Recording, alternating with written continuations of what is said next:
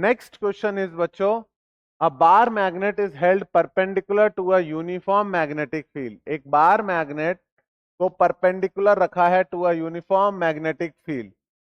ये तो वही बात हो गई कि अगर ऐसे यूनिफॉर्म मैग्नेटिक फील्ड है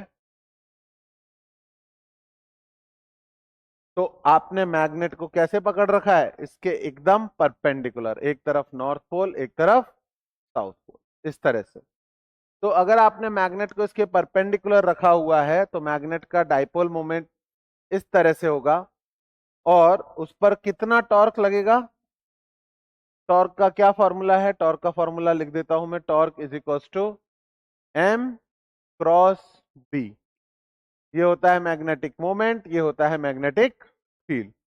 ओके, जब आप किसी मैग्नेट को किसी एक्सटर्नल मैग्नेटिक फील्ड में रखते हैं तो उस पर एक टॉर्क लगता है। इसका फॉर्मूला ओपन होके हो जाता है M B sine theta. Okay, और मैक्सिमम टॉर्क कब आता है बच्चों, मैक्सिमम टॉर्क तब आएगा जब ये थीटा 90 डिग्री हो जाएगा। जब थीटा कितना हो जाएगा, 90 डिग्री। बच्चों साइन थीटा की मैक्सिमम वैल्यू क्या होती है, साइन थीटा की मैक्सिमम वैल्यू होती है 1। ओके, तो ये हो जाएगा M D sine 90 degree, sine 90 हो जाएगा। Maximum torque will be M into B. तो इन्होंने बोला है a bar magnet is held perpendicular to a uniform magnetic field if the couple मतलब torque, if the torque acting on the magnet is to B half. हमने जितने force से इसको रोक रखा है, जितने टॉर्क से इसको रोक रखा है उसको हाफ कर दिया जाए, इसको रोटेट करते जाए और हमारा फोर्स कितना हो जाए, half, then the angle by which it is to be rotated. Okay, तो अगर इस पर टॉर्क आधा करना है तो मैग्नेटिक टॉर्क आधा करना पड़ेगा, तभी हम इसको बैलेंस कर पाएंगे। तो टॉर्क जो है वो पहले केस में था एम बी साइन 90 डिग्री यानी पॉजिटिव एम बी, और दूसरे केस में हमें टॉर्क को कितना करना है, चेंज करके एम बी साइन थीटा। और क्लेम ये कर रहे हैं हम कि ये वाला टॉर्क, सेकेंड केस का टॉर्क फर्स्ट केस के टॉर्क का कितना हो जाएगा, आधा।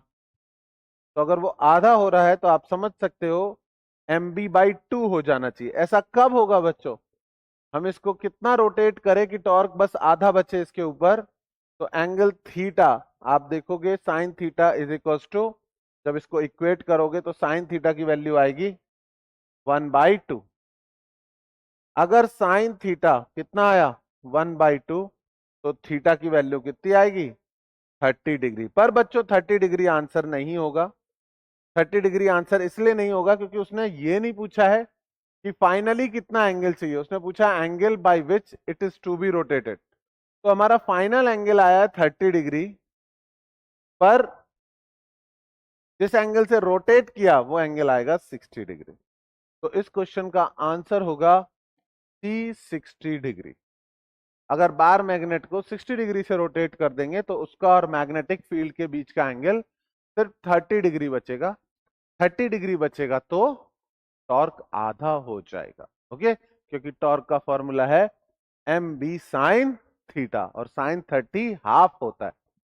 ठीक है, याद रखो बच्चों इन फॉर्मूलों को, फॉर्मूला बेस्ड क्वेश्चन है, इजी है, लेकिन अगर आपको नहीं याद तो फिर आपको टाइम लगाना पड़ेगा, डिराइव करना पड़ेगा, बहुत सारी चीजें। नोट डाउन कर लो।